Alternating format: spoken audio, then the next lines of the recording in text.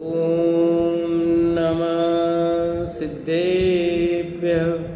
ॐ नमः सिद्धेभ्यः। ॐ जय जय जय। नमोस्तु नमोस्तु नमोस्तु। नमो अर्यन्ताणं नमो सेद्धाणं नमो ऐरियाणं नमो वज्रायाणं नमो लोहे सवसाणं। मङ्गलं भगवान् वीरो मङ्गलं गौतमो गणी मङ्गलं कुन्दकुन्दारो जैन धर्मोस्तु मङ्गलं। सर्वमङ्गलं माङ्गल्यं सर्वकल्याणकारकं प्रदानं सर्वधर्माणां जैनं जेतु शासनं जैनं जेतु शासनं जैनं जेतु शासनम्। अरिहन्त देव वन्दे गुरुवन्देन गणनानविरायो धम्मदयामे वन्दे कम्मक कारणं शुद्धं। बोले जिनवाणी मात की जय हो। बोले सरस्वती मात की जय हो। सुदृष्टि तरंगिणी ग्रंथ पंडित टेकचंद जी कृत अपनी चर्चा कल भव परावर्तन और भाव परावर्तन हुई थी। उसके पहले 3 परावर्तन की हुई थी। पंच परावर्तन इस जीव ने अनादिकाल से करता आया है और ऐसे पंच परावर्तन का अभाव कैसे करें, किस तरह से समाप्त हो, उसकी चर्चा आगे बढ़ेगी। कल अंतिम में बात कही थी कि ऐसे परावर्तन अर्थात संसार भ्रमण करते भोगते आनंद भव हो गए। जब जीव की काल अवधि निकट आती है तब संसारी जीव को पंचलब्धियों की प्राप्ति होती है। तो वे पंचलब्धियाँ क्या हैं उसकी चर्चा आज अपन करेंगे। तो 5 परावर्तन के नाम और 5 परावर्तन का मोटा मोटा एक स्वरूप ख्याल में आ जाना चाहिए। ऐसे भी यहाँ 5 प्रकार की जो लब्धियाँ हैं उन लब्धियों के विषय में कहते हैं। खयु वसम देश विसोई पायो गम कर्ण लद्दिपण भेवो चौसम भव्वा भव्वो कन्नोच भवेय सम्मतम। क्षयोपसमवादेश न विशुद्धि प्रायोग्य करण है। हे 4 भव्य भव्य के सम करण से सम्यक है। इसका अर्थ इस प्रकार है। क्षोपसम देशना विशुद्धि प्रायोग्य और करण ये 5 लब्धियां हैं। इनमें से प्रारंभिक 4 भव्य अभव्य दोनों के हो जाती है, परंतु करण लब्धि मात्र संभावी भव्य को ही होती है। इसके होने पर नियम से सम्यक्त होता है। 5 प्रकार की लब्धि बताई। पहली है क्षोपसम, दूसरी विशुद्धि, तीसरी देशना, चौथी प्रायोग्य और 5वीं करण। यहाँ पर क्षोपसम देशना विशुद्धि प्रायोगिकरण ऐसे नाम दिए हैं। वो छंद के हिसाब से जो नाम आए वो है। पर क्रम जो है क्षोपसम लब्धि, विशुद्धि लब्धि, देशना लब्धि, प्रायोग्य लब्धि और करण लब्धि। फिर बोलता हूँ 5 के नाम। सबसे पहली कौन सी है? क्षोपसम लब्धि, दूसरी विशुद्धि, तीसरी देशना, चौथी प्रायोगिक और 5वीं करण। ये कहते हैं कि 5 लब्धियों में 4 लब्धियाँ जो 1 से 4 प्रारंभ की है वो भव्य के भी हो सकती है और अभव्य के भी हो सकती है और हुई है। 5वीं करण लब्धि जो है वो उसी को होगी जिसको निकट काल में कुछ समय बाद सम्यक दर्शन प्राप्त होने वाला है। करण लब्धि हुई अंतर्मूर्त में जो सम्यक दर्शन प्राप्त करने वाला जीव है, ऐसे जीव को ही करण लब्धि होती है। बाकी 4 लब्धियाँ तो भव्य अभव्य सबको होती है। तो ये निष्कर्ष निकला कि कर्ण लब्धि भव्य जीव को ही हो सकती है, अभव्य को नहीं। कौन सी लब्धि भव्य को होगी? और अभव्य को कौन कौन सी होगी? चारों। और भव्य को पांचों हो सकती है। भव्य को पांचों और अभव्य को चार ही हो सकती है, इससे आगे वो नहीं बढ़ेगा। कर्म के क्षोभसम से प्रकट होने वाला ऐसा संगी पंचेंद्रियपना इसकी शक्ति रूप भाव क्षोभसम लब्धि है। क्योंकि संगी पंचेंद्रिय नहीं हो तो सम्यक्त नहीं होता है, अतः संगी पंचेंद्रियपने का क्षोभसम चाहिए। तो पांच लब्धियां किन को होती है? संगी, असंगी, कि असंगी को नहीं हो सकती। पहला समझ, कर्म के क्षोभसम से प्रकट होने वाला ऐसा संगी पंचेंद्रियपना, यानी असंगी को कोई लब्धि नहीं हो सकती। इसमें से निकाल रहा हूं, ये जो पांच लब्धि की बात कही वो संगी पंचेंद्रिय की बात है, और पांचों लब्धियां सिर्फ भव्य को ही होगी। तो पहली क्षोभसम लब्धि के बारे में बताया कि कर्म के क्षोभसम से प्रकट होने वाला ऐसा संगी पंचेंद्रियपना इसकी शक्ति रूप भाव क्षोभसम लब्धि है। क्योंकि संगी पंचेंद्रिय नहीं हो तो सम्यक्त नहीं होता, अतः संगी पंचेंद्रियपने का क्षोभसम चाहिए। यानी जो जो जीव संगी पंचेंद्रिय है वे सब जीव क्षोभसम लब्धि युक्त है, यानी उनके क्षोभसम लब्धि साथ में है। जिसको मैं यूं कहता हूं कि वो अपना टिप्पण साथ में लेके आए हैं।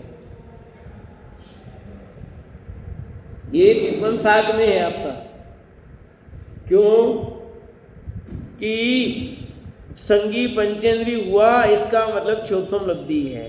इतना क्षोभसम तो उसको होगा ही, कितना कि वो सम्यक प्राप्त कर सके। अरे मेरे को तो याद नहीं रहता, मुझे तो कुछ नहीं होता, ऐसी जो बात कहते हैं उनके लिए बहुत महत्वपूर्ण चीज है ये। अपने को सम्यक दर्शन हो ही नहीं सकता। क्यों? अपने को तो कुछ बात समझ में आती नहीं है, याद रहता नहीं है, इधर कहते हैं इधर भूल जाते हैं, इस दरवाजे के बाहर निकले तो ही भूल जाते हैं, कुछ नहीं रहता अपने को। तो अपने को तो नहीं हो सकता अभी सम्यक दर्शन।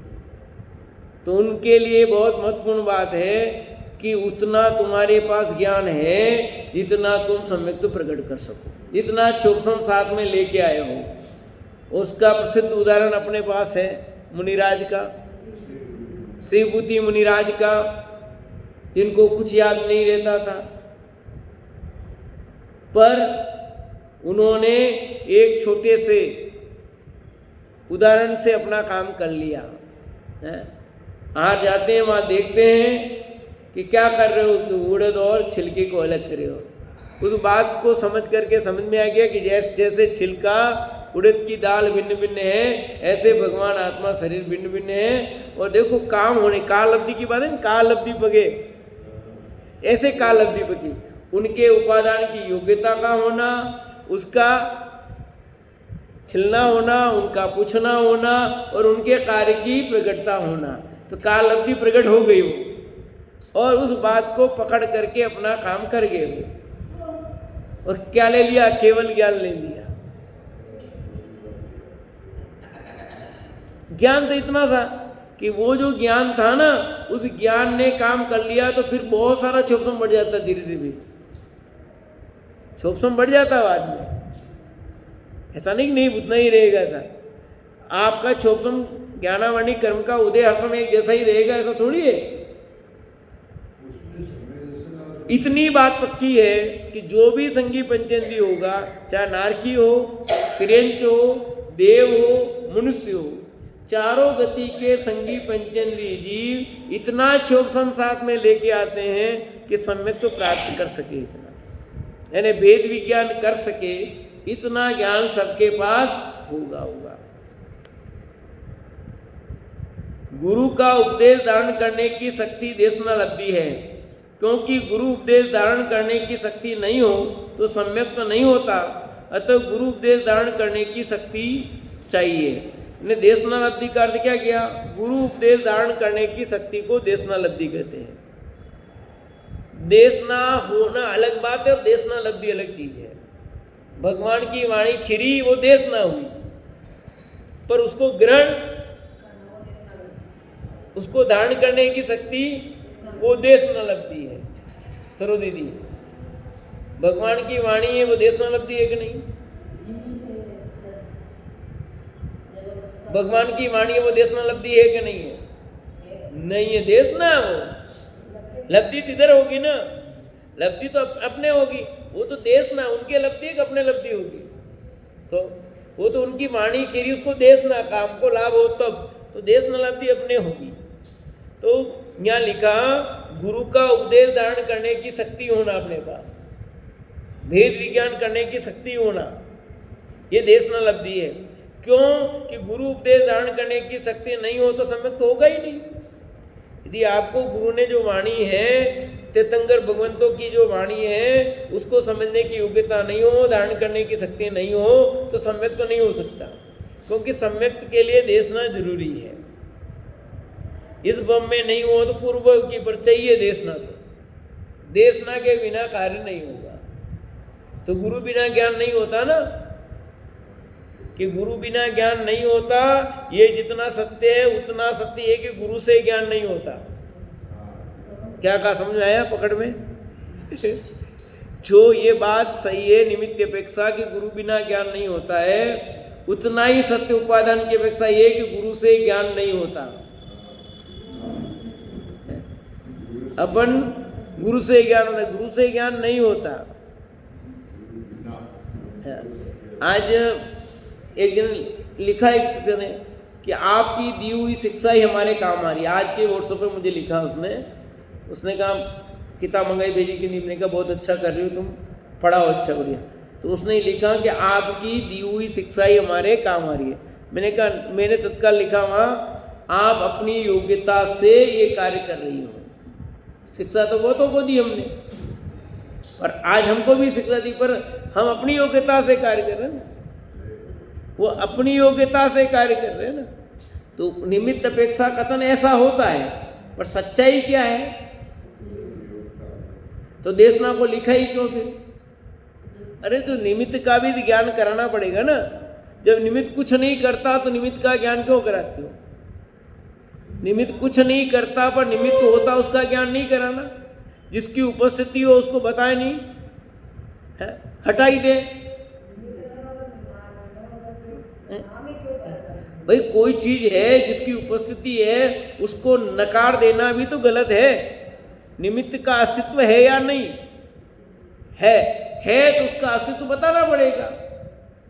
तो जो जितना काम उसका उतना उसका बताएंगे, और जो काम उसका नहीं है उसके माथे नहीं डालेंगे। है? आप यहाँ खड़े थे, इसका मतलब आपका सब उसमें कर दें क्या? खड़ा हमें उपस्थित था बस, पर मैंने कुछ नहीं किया, और एक खड़ा था, हम कुछ किया। दोनों फर्क है कि नहीं? खड़ा रहना भी अपराध है क्या?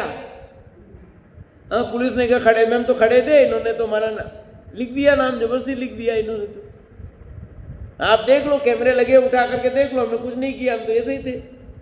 हम तो आते थे, वहां खड़े थे देखने क्या हुआ। कैमरे में चेक किया तो यही पाया गया कि ये खड़े थे, बस कुछ नहीं किया। ऐसे ही सम्यक कैमरे से चेक किया तो निमित्त कुछ किया नहीं, वो उपस्थित था खाली। जो किया वो तो उपादान नहीं किया। तो उपस्थित थे कि हाँ बिल्कुल था, वहां थे गए, हाँ था तो सही, पर किया कुछ नहीं। तो हे का ज्ञान कराना कि नहीं कराना, कि कराओ। तो ऐसे यहाँ देशना लब्धि की बात जो कही कि गुरु का उपदेश धारण करने की शक्ति किसमें चाहिए? स्वयं में चाहिए। उसमें शक्ति हो तो कार्य होगा। उपादान में योग्यता नहीं हो तो देशना क्या करे? समोसन में कितने जीव जाते हैं? समोसन में कितने जीव जाते हैं? सभी सम्यक दर्शन प्राप्त करते हैं। कई जीव कई दिनों तक गए तो नहीं हुआ, और कब जाकर के हुआ? आदिनाथ भगवान का समोसन कितने दिन लगा, कोई बता सकता है? आदिनाथ भगवान का समोसन कितने समय लगा? 1000 वर्ष, एक पूर्व तक लगा। इतने समय तक तो जो पहले दिन गया उसी दिन सब जीवों को सम्यक दर्शन हो गया।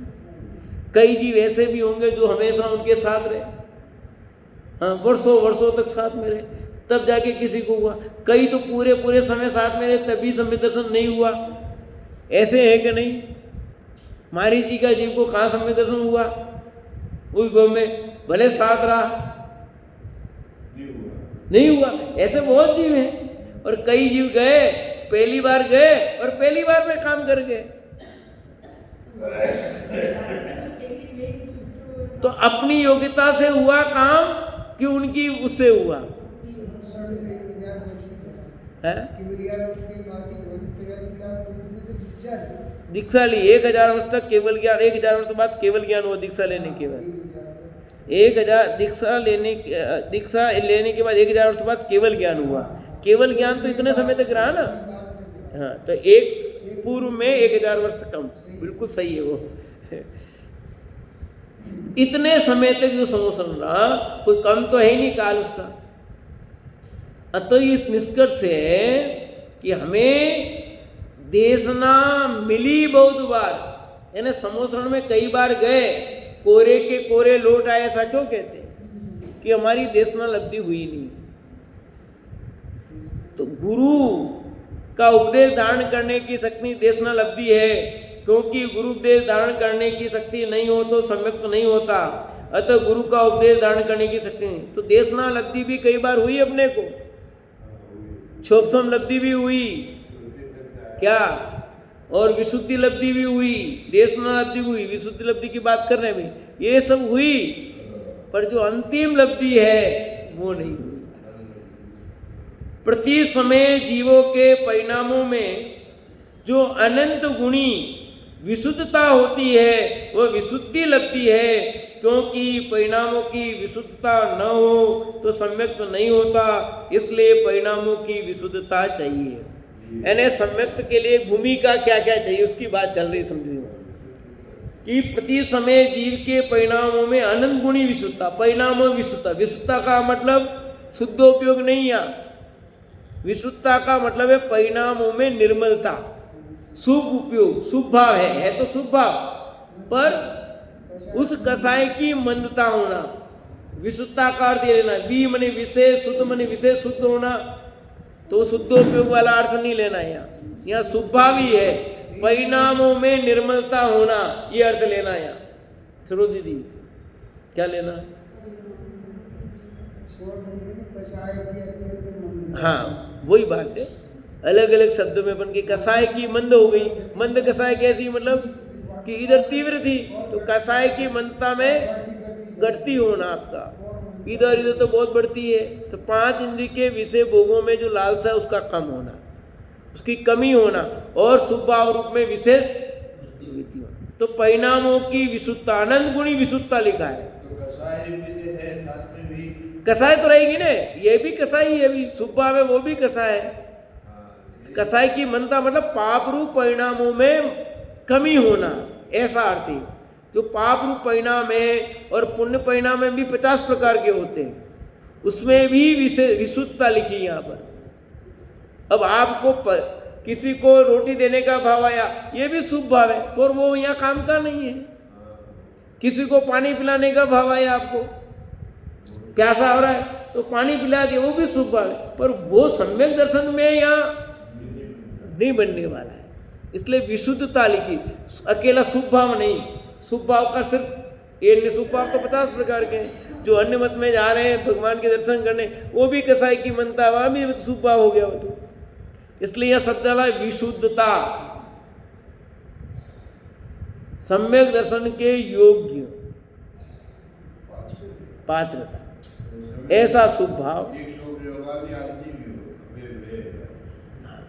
आप विशुद्धता लगाए शब्द, सिर्फ शुभ भाव नहीं, शुद्धता नहीं। शुद्धता मतलब शुभोपयोग, शुद्धोपयोग तो है ही नहीं, पर शुभ भाव में भी कैटेगरी है, किस टाइप का। क्योंकि परिणामों की विशुद्धता नहीं हो तो सम्यक तो नहीं होता। परिणामों की विशुद्धता नहीं होगी तो सम्यक नहीं होगा। परिणाम में तीव्रता होगी, आर्तरोध परिणाम होंगे तीव्र, तो उपयोग कहाँ लगेगा? वहां सम्यक दर्शन कैसे होगा? यानी भूमि उपजाऊ होगी तो उसमें बीज डालोगे तो वो ठीक चलेगा। भूमि उपजाऊ नहीं है, कुछ नहीं है, बंजर भूमि, उसमें बीज डालोगे तो क्या जाएगा, वो बेकार जाएगा कि नहीं जाएगा। तो सम्यक्त का बीज डालना है। तो सम्यक्त के बीज डालने के लिए परिणामों की विशुद्धता होना जरूरी है, परिणामों की निर्मलता होना जरूरी है। परिणाम निर्मल नहीं होंगे तो सम्यक्त का बीज कहाँ डलेगा, डल नहीं सकता। ये जो लाइन लिखी है ना, क्योंकि परिणामों की विशुद्धता नहीं हो तो सम्यक्त तो नहीं होता। बंजर भूमि में बीज डालो, पत्थर पर बीज डालो तो कैसे अंकुरित होगा।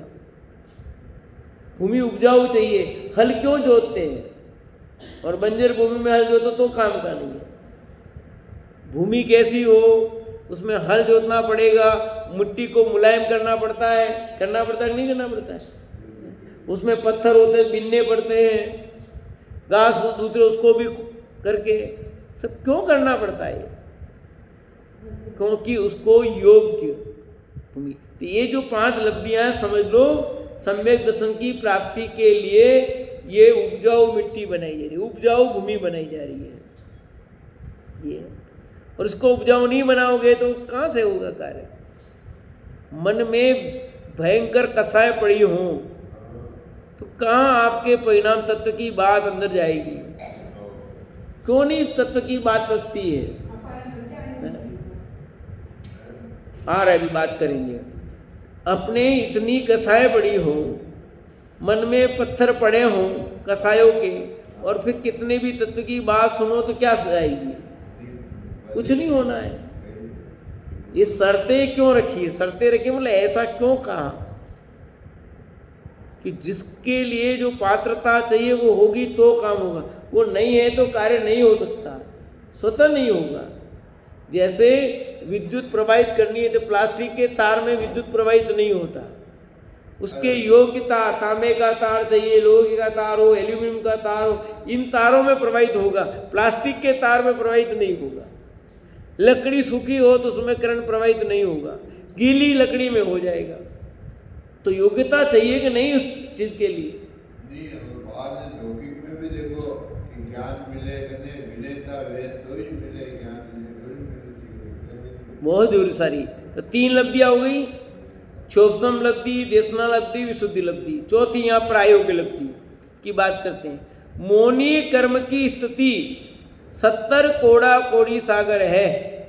अपने परिणामों की विशुद्धता के बल से वह कर्म स्थिति घटकर अंत कोड़ा कोड़ी सागर ही रह जाए, वह प्रायोग्य लब्धि है।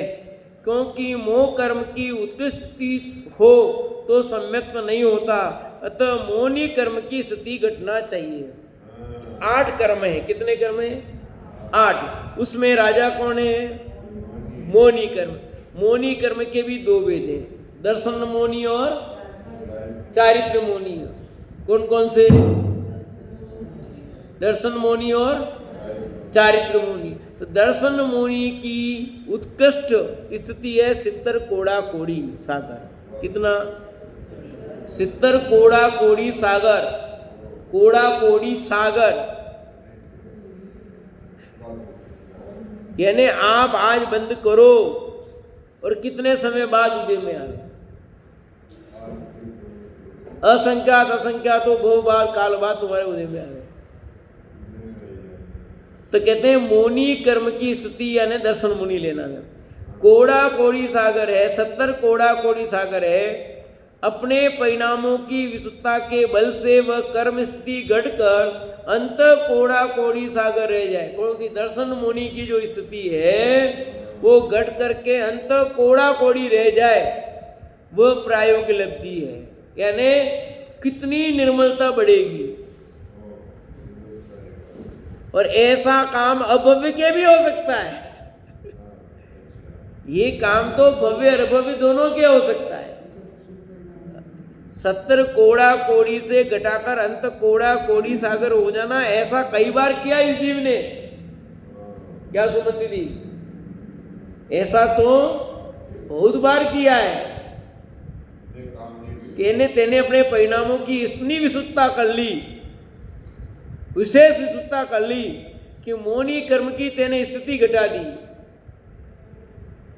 क्या रसाई साहब, सितर कोड़ा कोड़ी का और अंत कोड़ा कोड़ी का, इतनी स्थिति घटा दी, घटा दे, उसका नाम प्रायोग लब्धि। क्योंकि मोह कर्म की उत्कृष्ट स्थिति हो तो सम्यक नहीं होता। मोनी कर्म की स्थिति उत्कृष्ट हो तो सम्यक नहीं होगा आपको। क्यों? कि काल कम है ना, मुक्ति जाना हो तो काल कम चाहिए, तो उसके लिए उतनी तैयारी चाहिए ना। तो 70 कोड़ा कोड़ी वाला भी काल बचा हो तो नहीं हो, घट करके स्थिति कम होगी तब सम्यक तो हो सकता है। जब तक उसके 70 कोड़ा कोड़ी का बंध पड़ा हुआ है और भी उत्कृष्ट पड़ा हुआ है तो सम्यक तो नहीं होगा। वो गढ़ते गढ़ते गढ़ते गढ़ते अंत कोड़ा कोड़ी आ जाए दर्शन मोहनी की काल, ये कैसे घटेगा फिर बता सकते हो? सम्यक दर्शन तो हुआ नहीं है। हाँ भाई, सम्यक दर्शन तो हुआ नहीं है और अभी निर्द्रा हुई नहीं है। निर्द्रा तो ऐसे अभी दादा ने बहुत 2-3 दिन पहले ही प्रवचन सुन रहा था, उसमें उन्होंने बताया था कि वो चीज क्या है।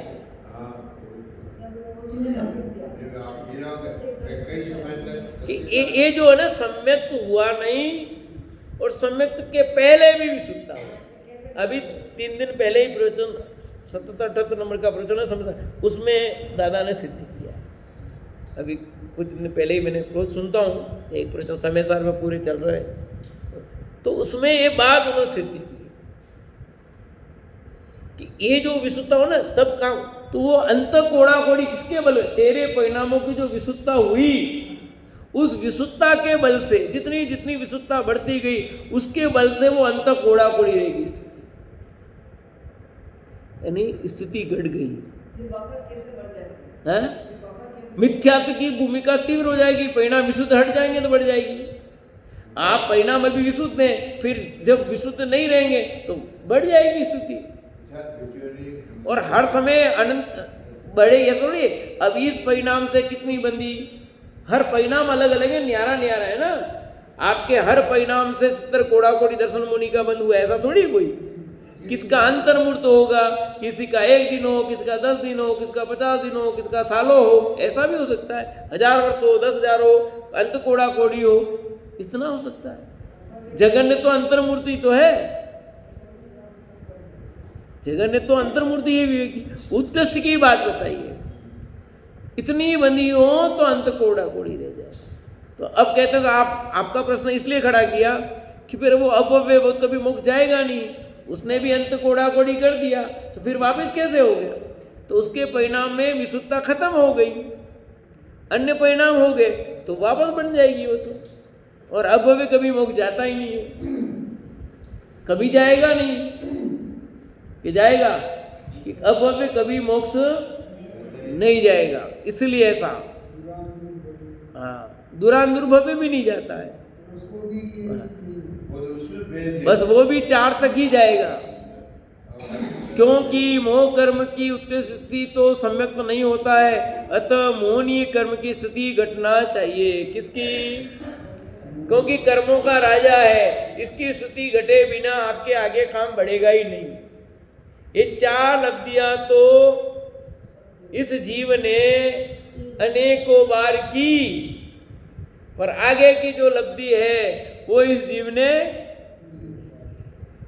उसका पुरुषार्थ। करण लब्धि इसके 3 भेद हैं का, अधकरण, अपूर्वकरण, अनिवृत्तिकरण। करण लब्धि के 3 भेद होते हैं। कितने भेद हैं? नाम बोलो सब एक साथ। अधकरण, अपूर्वकरण, अनिवृत्तिकरण। अब मैं नहीं बोलूंगा, आप बोलो तीनों एक साथ। बिल्कुल, अब जिससे पूछूं वो बोलेगा, याद हो जाने चाहिए। बोलो विवेक जी। हाँ, इसमें कर्म फिक्स है, अधकरण, अपूर्वकरण, अनिवृत्तिकरण। इसको आगे पीछे नहीं कर सकते, ठीक है? तीनों का क्रम है, उस क्रम से ही आपको रखना पड़ेगा। बोलने में भले बोल दो कोई, पर इनका क्रम फिक्स है। पहले अधकरण होगा, फिर अपूर्वकरण होगा, फिर अनिवृत्तिकरण होगा। इसलिए इसी क्रम में अपने को बोलना और याद रखना है। बोलने पेक्षा हाँ बिल्कुल सही। अधकरण, अपूर्वकरण, अनिवृत्तिकरण। जब अधकरण होता है तब समय समय परिणामों की विशुद्धता बढ़ती जाती है। जितने कर्मों की स्थिति पहले बना करती थी उससे नवीन कर्मों की स्थिति हीन होती हुई बनती है। सातावेदनीय, आदेय, सुभग, यशकीर्ति इत्यादि शुभ प्रगतियों का अनुभाग बढ़ता हुआ अधिक बनता है और असातावेदनीय, अयशकीर्ति, दुर्भग, अनादेय इत्यादि अशुभ कर्मों का अनुभाग घटता हुआ बनता है। इस परिणाम में पहले पीछे समय में जीवों के परिणाम अधकरण रूप होते हैं। उनकी विशुद्धता के स्थान मिलते भी हैं, नहीं भी मिलते हैं, अतः परस्पर में समान असमान होते हैं, इसलिए इनका नाम अधकरण है। देखो क्या कहा कि 3 लब्धि में पहले अधकरण की बात कही कि जब अधकरण होता तब समय समय परिणामों की विशुद्धता क्या होती है? बढ़ती जाती, बढ़ती जाती, बढ़ती जाती, बढ़ती जाती है। जितनी कर्मों की स्थिति पहले बना करती उससे नवीन कर्मों की स्थिति क्या होगी? हीन होती जाएगी, बढ़ेगी नहीं। सातावेदनी है, आदे है, सुभग है, इन शुभ प्रकृतियों का अनुभाग बढ़ेगा। अनुभाग, अनुभाग अलग चीज है, स्थिति अलग चीज है। अनुभाग का अर्थ होता है फल देने की क्षमता। अनुभाग माने तो जो पुण्य प्रकृतियां हैं वो तो तीव्र होगी, वो अच्छा फल देगी, विशेष फल देगी, मीठा फल देगी, ज्यादा अच्छा फल देगी। और पाप प्रकृतियां वो घटेगी, अर्थात पाप प्रकृति में हीनता आएगी, यानी आपका पाप का जो उदय आएगा वो कम आएगा और पुण्य का उदय ज्यादा होगा। ऐसा यानी बंधन होगा, जो बंद होगा अनुभाग का वो आगामी काल में आपको ज्यादा फल देने वाला और पाप प्रकृति का क्या होगा? कम फल देने वाला होगा। ऐसा अधकरण में होता है। फिर एक जो खास बात लिखी है इसमें कि इस परिणाम में पहले पीछे समय में जीवों के परिणाम अधकरण रूप होते हैं। यूं समझो, इसको ध्यान से समझना। एक जीव है जिसने 10:01 पर अधकरण चालू किया और वो उसने 10:03 पर 100 परिणाम विशुद्ध कर लिए मानो। अब दूसरा जो है जिसने 10:02 पर शुरू किया और फिर तीसरे समय में आया, तो वो उसके साथ हो सकता भी है और नहीं भी हो सकता है। यानी यूं समझो, एक गाड़ी चलाई, एक ने 10 बजे गाड़ी रवाना की, ठीक है, और वो यहां से चला, उसके दूसरा गाड़ी चला, वो भी उसके साथ पहुंच गया। उसकी स्पीड ज्यादा है, उसकी स्पीड कम है, और कोई उसके पीछे चला पर नहीं पहुंचा उसके साथ। ऐसा भी हो सकता है। अधकरण का मतलब पीछे चलने वाला भी उसके बराबर भी हो सकता है और नहीं भी हो सकता है। जरूरी नहीं है कि उसके साथ साथ ही जो पहले चला है वो और बाद में चला है वो दोनों साथ भी हो सकते और नहीं भी हो। किसकी अपेक्षा? परिणाम। यानी मेरे परिणाम 10:03 पर जैसे हैं, वो परिणाम उसके 2 मिनट बाद जो आया है उसके एक जैसे हो जाए। आ रहा समझ में? कुछ नहीं आया, नहीं आया तो ना कहना, आया हो तो हाँ कहना।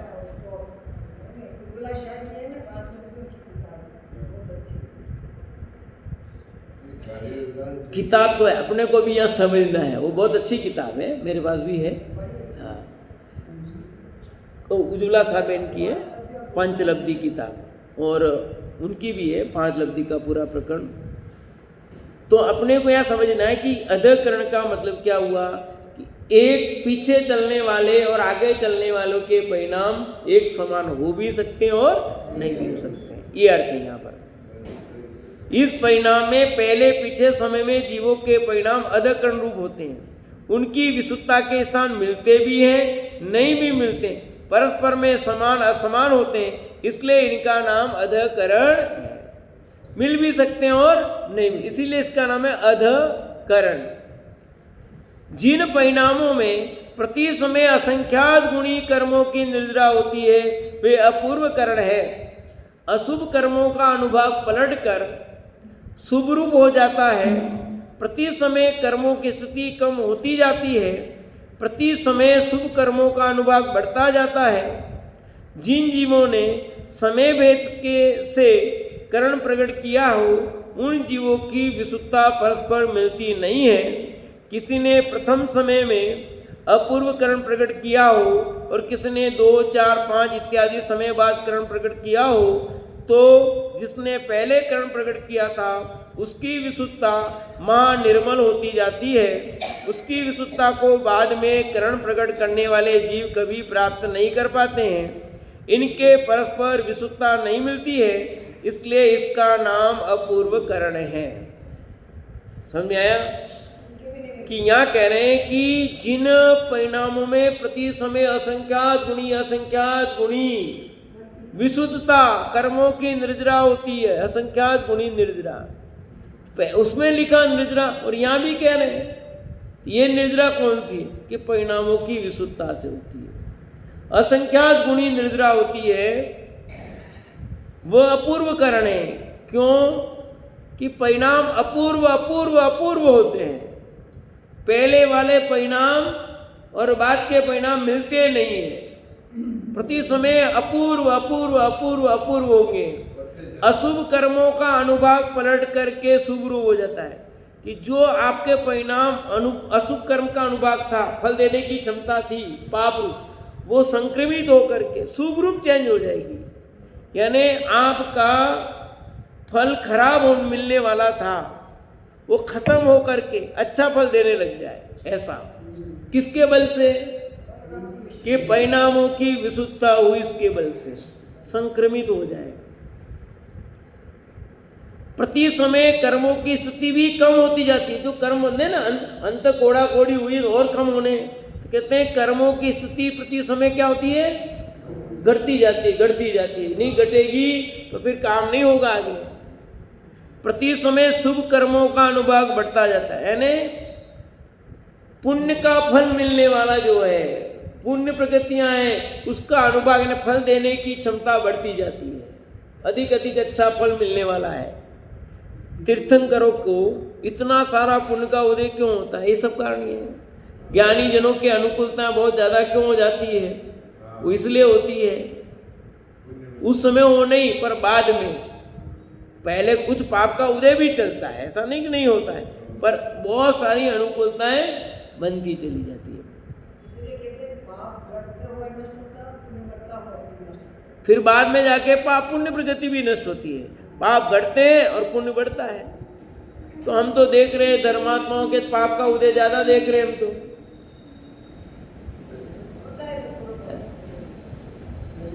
पंडित जी अभी कैसे बीमार हो गए, दिन भर तो धर्म करते थे, कि दिन भर पूरा एक ही काम जो करते थे, उनके भी ऐसा। अरे भैया, कौन सी जाति का बंद हुआ और किस समय हुआ और जो अब उदय में आए? ऐसा थोड़ी कि नहीं आएगा, परंतु उनकी सेवा हो रही है कि नहीं हो रही है, तो वो किसके बल से हो रही है वो नहीं देख रहे हो आप। आप एक चीज को पकड़ रहे हो, दूसरी चीज भी तो देखो कि कितने लोग हाजिर हैं सेवा में। ये किसका बल है फिर है? और प्रसन्नता वो कौन सा बल है कि तकलीफ में भी प्रसन्नता है, वो कौन सा बल है फिर? तो ये पक्ष देखना है। गज कुमार मुंडराज के माथे पर सिगड़ी जली थी कि नहीं जली थी? अब क्या कहेंगे, वो पापी है? वो पाप के उदय के समय ज्ञानी धर्मात्मा पापी ऐसा नहीं कहा जाता है। वो धर्मात्मा भी हो सकता है, उस समय पुण्यात्मा भी हो सकता है। और किसी के पुण्य का उदय हो वो पुण्यात्मा ऐसा नहीं, पुण्य के उदय के काल में वो पापी भी हो सकता है, पुण्य करता हुआ भी हो सकता है, और धर्म करता भी हो सकता है। तीनों चीज हो सकती है। अपन तो एक चीज बस देखे, अरे इनके पापी तो पापी है तभी ऐसा हुआ है। अरे बाहर की क्रियाओं को देखकर या किसी काल में किसी के पाप का उदय आ गया, उसको देखकर पापी की घोषणा नहीं की जा सकती। बाहर में कुछ पुण्य के उदय को देख करके उसको पुण्यात्मा की घोषणा नहीं की जा सकती। उसके परिणाम कैसे चल रहे हैं, अंदर में उस समय परिणाम कैसे चल रहे हैं, उस पर निर्भर करता है सब कुछ। तो कहते हैं यहाँ अशुभ कर्मों का अनुभाग पलटकर शुभ रूप ही हो जाता है। प्रति समय कर्मों की स्थिति कम होती जाती है, प्रति समय शुभ कर्मों का अनुभाग बढ़ता जाता है। जिन जीवों ने समय भेद से करण प्रकट किया हो उन जीवों की विशुद्धता परस्पर मिलती नहीं है। जैसे अभी मैंने उदाहरण दिया था गाड़ी का, एक ने पहले गाड़ी रवाना की, आधे घंटे पहले चालू की, दूसरा आधे घंटे बाद किया, वो जा करके वहाँ एक साथ मिल गए। पर इसमें ऐसा कभी नहीं होगा, इसमें आगे वाला आगे ही रहेगा और जो पीछे चला वो पीछे ही रहेगा, कभी साथ में नहीं होंगे। इसलिए इसका नाम है अपूर्व करण। जो पहले निकला वो पहले पहले पहले आगे आगे आगे ही जाएगा, पीछे वाला पीछे ही रहेगा उसके, ये साथ में कभी नहीं मिलेंगे। अधर करण में साथ में मिल सकते हैं, उससे आगे भी निकल जाए, पर इसमें कभी ऐसा कि अपूर्व करण वाला में जो पहले बढ़ा आगे चला है परिणाम उसके बढ़ते बढ़ते बढ़ते रहेंगे। इन दोनों के परिणाम कभी भी एक साथ एक जैसे नहीं होंगे, ऐसा अर्थ है यहाँ पर। किसी ने 2, 4, 5 इत्यादि समय बाद करण प्रकट किया हो तो जिसने पहले करण प्रकट किया था उसकी विशुद्धता आगे आगे मां निर्मल होती जाती है। उसकी विशुद्धता को बाद में करण प्रकट करने वाले जीव कभी भी प्राप्त नहीं कर पाते हैं। इनके परस्पर विशुद्धता नहीं मिलती, समान नहीं होती, इसलिए इसका नाम क्या है? अपूर्व करण। कभी भी समान नहीं होती। होगी कि नहीं? किसने कब नींद चालू की और दूसरे ने कब, दोनों एक साथ एक जैसी नींद बराबर ले ले, होता है? तो एक आगे पीछे बराबर हो जाए तो अधःकरण, और जो आगे आगे चलता रहे वो अपूर्व करण। तो यहाँ ध्यान रखना है कौन सा जीव, जिस जीव ने अभी सम्यक दर्शन प्राप्त किया, अब अपूर्व करण किया था, परिणाम निर्मल किए हैं, विशुद्धता तो बढ़ती हुई चले, मिले ही नहीं वापस, वो अपूर्व करण।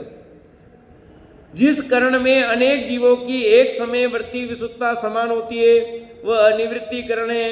अनिवृत्ति काल में स्थित त्रिकालवर्ती सभी जीवों की विशुद्धता एक समान ही होती है, यह करण लब्धि है। ये तीसरी बात, फिर तीनों एक साथ समझाऊंगा। कहते हैं कि एक साथ चलने वाले जीवों के परिणाम एक जैसे ही होते हैं। पहले समय में जैसे थे उनके दूसरे समय भी वैसे, तीसरे समय भी वैसे, चौथे में वैसे, एक साथ चलेंगे। जिस करण में अनेक जीवों के एक समय वृत्ति विशुद्धता समान होती है वह अनिवृत्ति करण है। एक समय वृत्ति जीवों के परिणामों की विशुद्धता एक जैसी होती है। अनिवृत्ति काल में स्थित त्रिकालवर्ती सभी जीवों की विशुद्धता एक समान होती है। त्रिकालवर्ती सभी जीवों की विशुद्धता कैसी होती है? एक समान होती है। बराबर उस लेवल पे आएगा तभी काम होगा।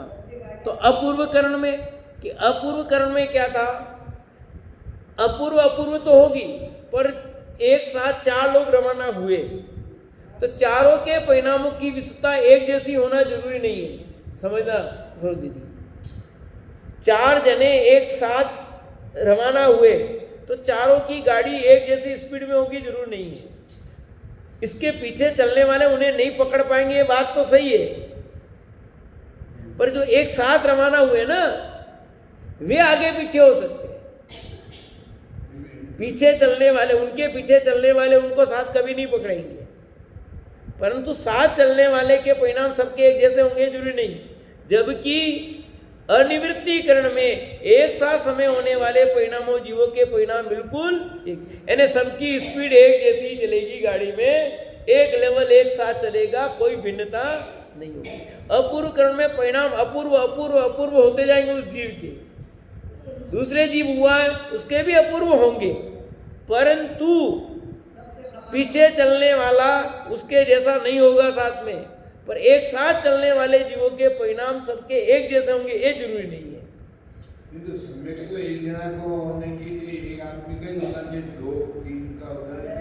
ये उदाहरण से समझा रहे हैं कि 4 व्यक्ति सम्यक दर्शन के लिए शुरू किया एक साथ। आपका सम्यक दर्शन आपको होगा, मेरा सम्यक दर्शन मेरे को होगा, उसका सम्यक उसको होगा। तो यहाँ करण लब्धि कैसे होती है, उसका नाम ऐसा क्यों, वो बताते हैं। कि आप दूसरे के साथ स्पीड पकड़ लोगे, आप बिल्कुल नहीं पकड़ोगे, आपके परिणाम बढ़ते बढ़ते चलेंगे। तीसरे में आप और दूसरा कोई चला दे, एक जैसे ही परिणाम आपके चलेंगे। ऐसा इस प्रकार ये 5 लब्धियां हैं। इसमें इतना विशेष है कि 4 लब्धियां तो भव्य अभव्य दोनों के होती है, अतः समान है। करण लब्धि सम्यक होने के निकट संसारी भव्य आत्मा के ही होती है।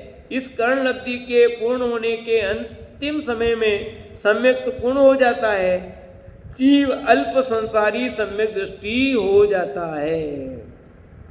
कि 5 लब्धियां हैं, इसमें इतना विशेष क्या कहा कि भव्य अभव्य दोनों के होती है। तो किस किस के होगी? भव्य के। और करण लब्धि किसके होगी? भव्य जीव के होगी। दूरांदूर भव्य के भी नहीं होगी।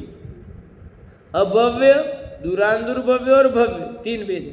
तो भव्य के ही होगी कर्ण लब्धि, दूरांदूर भव्य और अभव्य के नहीं होगी। कर्ण लब्धि सम्यक्त होने के निकट संसारी भव्य आत्मा के होती है। यानी कर्ण लब्धि प्रारंभ हुई, उसके अंतर्मूर्त में उसको सम्यक्त मिलने वाला है तो ही होगी। अंतर्मूर्त में सम्यक्त नहीं होने वाला हो तो उसके कर्ण लब्धि प्रारंभ नहीं होगी। जबकि ऊपर वाली 4 लब्धि में ऐसा नियम नहीं है। क्यों? कि वो तो भव्य के अभव्य किसी के भी हो सकती है। अभी भी आपके क्षोभन लब्धि है, विशुद्धि लब्धि है, देशना लब्धि है। क्षोभन संगी पंचेंद्री हो तो क्षोभन लब्धि है। आपको बात समझ में आ रही है, आप जिनवाणी सुन रहे हो तो विशुद्धता लब्धि के बिना जिनवाणी बात सुनने समझने की बात नहीं बनती है। भगवान की वाणी है, ये ग्रहण कर रहे हो, ये शक्ति है, ये सुन लब्धि है। और परिणामों की विशुद्धता हो जाए तो आपकी प्रायोगिक लब्धि भी हो जाए। 3 तो अभी आपके पास इस समय हो रही है। तो ये लब्धियां तो है, पर जो अंतिम लब्धि है बहुत महत्वपूर्ण है, कर्ण लब्धि। उस योग्य परिणाम विशुद्ध होने चाहिए।